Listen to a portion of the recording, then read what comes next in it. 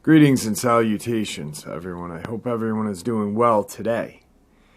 Today I've got a subscriber encounter with an update.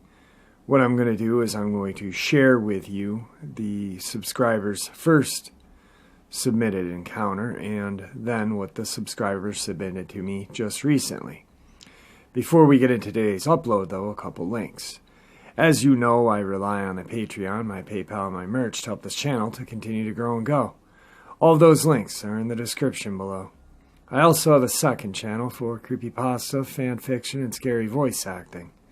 Stories that, well, they really don't fit on this channel.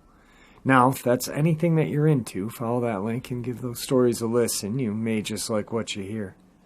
Now, guys, I've taken enough of your time. Let's get on with today's upload. Shall we? The subscriber's first submission. Every year my family would go camping for a week in the deep parts of Hutch Mountain south of Flagstaff and Winona.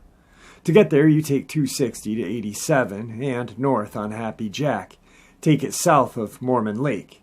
It's deep forest where we would go camping and we'd be way off the normal camping ground in the middle of nowhere. We'd get up around 3 or 4 and pack the truck. My dad had a large lifted truck that looked like a Ford F-250. My dad's truck kind of looked like Bigfoot, the monster truck, but with a shell on the back. Every year we would show up to Hutch Mountain in the dark. This was one of the funnest parts because every time we would drive up at night, we would see all kinds of animals with the spotlight. My dad had a high-powered spotlight like the one seen in E.T., but this night I was in for something I had never seen before. We would turn the light off and only use low light and hand spotlights. I would hang out of the window. I was about 8 or 10 years old and I had been spotting animals with the spotlight all night. We had seen some deer, elk, some skunk on the dirt road trail. Lots of animals just like normal. We had to take the trail slow because the animals like elk would just walk out in front of the truck all the time. To the right of me, I had seen 2 red glowing eyes. Not normal for some reason. I had this uncontrollable fear that something was not right. The forest was dead quiet. I turned the spotlight on those 2 glowing red eyes. And what I saw was a large wolf-like animal standing on 2 legs. It had a face just like a wolf and dark black animal fur. If you'd ever seen The Nothing from the Never-Ending Story, that's what it looked like, and it moved just like a person. The light was on it for about 2 seconds, and it took some steps backwards, and it was gone into the heavy brush. I tried to get my dad to see, but it happened so fast that my brother and myself had seen it. My dad said it was probably a bear, but no, we had seen bear before. My dad's truck was lifted about 3 feet off the ground, and this thing was at least 6 feet tall. Also, there was no sounds from the animal, and I felt cold after seeing this thing. The only other thing strange about this camping trip was the amount of coyote around the camps. That trip, they were active all night. They would circle around the camp. They got unusually close to the campfire. It seemed like this animal had no fear of us. This was strange to me. If we had to use the restroom, we would go in a group because of the coyote. This was like 3 days out of 5 before everything went normal. I will never forget what I saw that night. This was the first time I ever told anybody about this. I'm 39 years old and I've studied wildlife for most of my life. To this day, I have no idea what it was. I know it was watching us and I could feel it all around us. Do you think this animal controls other animals like coyotes? Recently submitted encounters. Some grandfather's background. My second encounter was in California at my grandfather's place. Not sure where it was, but it was forest-like around his home. I know it was government-owned property for the military, for their families, and it was fenced in and had military police at the entrance. My grandfather worked for the Pentagon. We don't know what he did, we only knew he did. He never spoke about what he did. He was very secretive. Only reason we knew was after his death, the military let us know some of the unclassified places he worked in, for legal reasons, for asset and so on. We found out that he worked counterintelligence and was highly decorated. 2 weeks before he did, he spoke to me about some things he did. I'm 35 at this time. This was the first time he ever told me anything about what he did. None of us kids had any idea what he was doing. His specialty was in occult activity in the United States. I'm currently working on an investigation on human trafficking with Jehovah's Witnesses. We spoke about all kinds of things, but this was not like story time. It was more like a debriefing. He told me that monsters are real and that he felt the Dogmen are evil and are satanic. My grandfather was a religious fanatic and obsessed with Christianity. The reason I'm telling you this is after seeing your show about Dogman, I believe he had worked with them in the past. Back to my story. It was about 9 after my grandfather's house. My grandfather's backyard had a hill that was full of forest behind it. A very small backyard that led to the hill of forest. On to the second encounter. I was walking by a window. It was dead quiet, but the moon was bright and you could see outside. I felt like I was being watched. I had goosebumps. I knew something was there. I could feel it.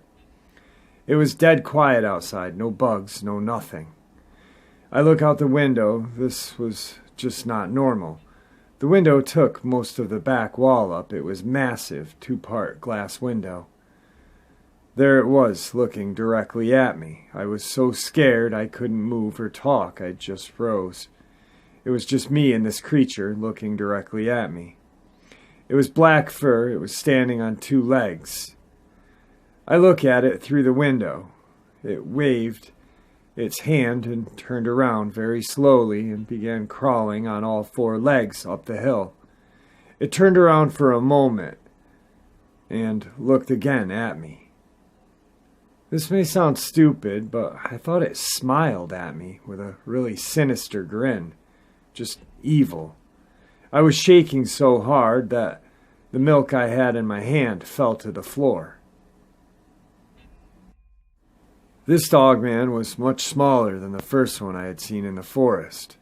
That one was at least 6 to 7 feet tall. This one was about 5'9" or so. It was about the same size as my dad.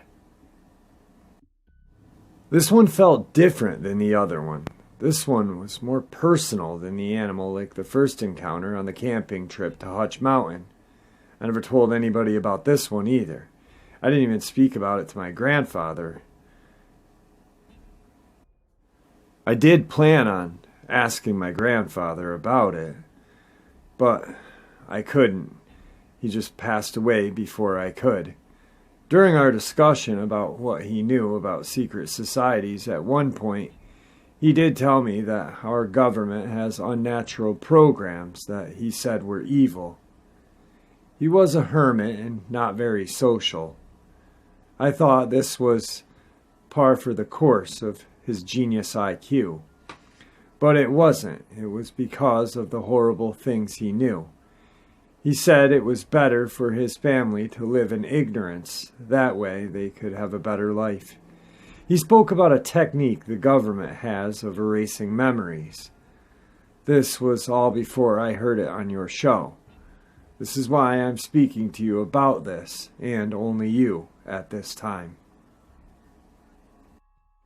This next encounter I'm sharing with you is not mine.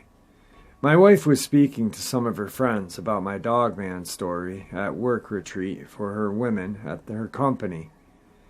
They were telling ghost stories, so my wife told her group about my Dogman story.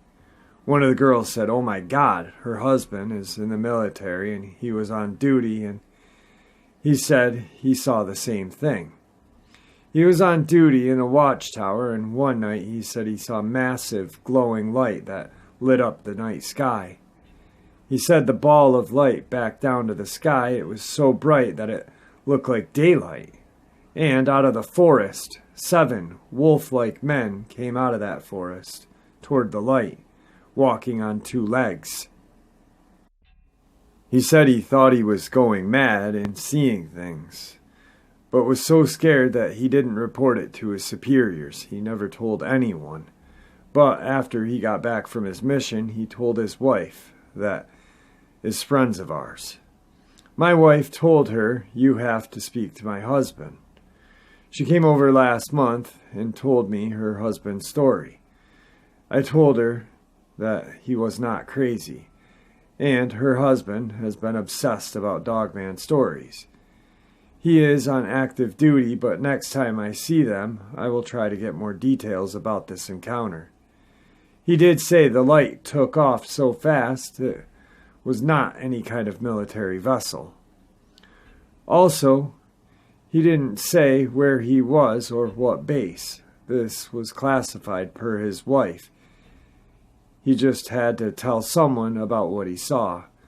His wife also said he's not the kind of person to lie or make up stories. He's a very serious person. Added on, after my second encounter, I did tell my friend Aaron about this. He was my best friend at the time and was Navajo, 10 years old, that lived down the street. He translated the story to his grandmother. She told him that it was a spirit called a Skinwalker. She then told my friend this was not for outside, and she left the room. We spoke to her son, my friend's dad. He told us about spirits that change shape and take the form of a wolf. But he didn't really believe the old stories, he said. I remember my friend telling me later he was lying. He does, but we're not supposed to talk to outsiders about it. My parents told them that I was part Indian as well, from my mother's side. After that, the dad and grandmother would tell me stories sometimes. They felt it was important that I learned about some of our culture. My parents told them that they didn't know anything about our ancestors. They did later take me to a reservation to get together, where other jewelry makers would sell on their property. He spoke to other Navajo people about what I said. They didn't say much, but me and my friend went to go get some ice cream. That was about a mile or 2 from the festival. You had to walk across the open desert area to get to it. It was a long walk, but we were bored. And my friend told me that they sold good ice cream at one of the shops.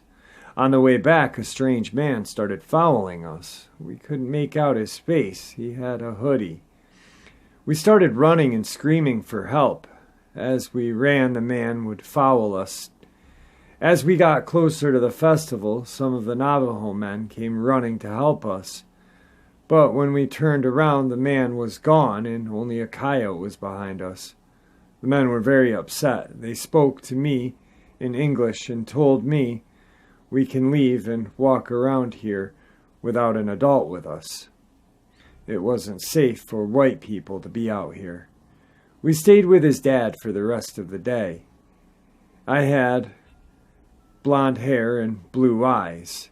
If you look at me, you would not know that I had any Navajo blood. Also, this wasn't an open festival. It was private. I was the only white person there. His dad was someone important to the Navajo. I'm not sure what.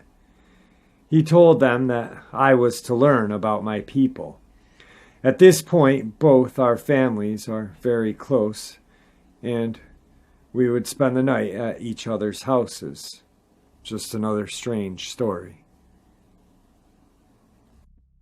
And that wraps up this person's encounters and family encounters. So initially he shared the Hutch Mountain encounter with me via email, and attached to that was a little letter or note stating that he was going to share his grandfather's encounter, or the encounter he had on his grandfather's property, and that he did work for the Pentagon. Just recently, he sent this to me, and it's very interesting. It seems like every time I get encounters, and the more I look into them for answers, I just have more questions. For some reason, I think the quest that we are on, trying to understand the Dogman, Sasquatch, and other cryptids, I don't think we will ever fully understand. Even if there was ever a soft or full disclosure, I think that there's just things that our brains can't understand, and that's upsetting to me because I want to know, and I'm sure all of you guys do too as well. This is why I say I know nothing. I don't. I mean, I think sometimes that I have some answers, but then I read something else or I hear something else, and I'm like, well, that just contradicted everything I knew. And at first I used to, well, I must be right and they're just wrong, or they're right and I'm wrong. But I don't think anybody's right and anybody's wrong. I just think we weren't meant to understand, if that makes any sense. Anyway, guys, I hope you enjoyed today's upload as much as I enjoyed sharing it with you. I don't know what's going on with Zach. I'm going to try to get a hold of him again. Hopefully I can get a response from him very soon and see what's going on with him. Anyway, guys, I hope you enjoyed this, and with that, I'm going to bid you farewell.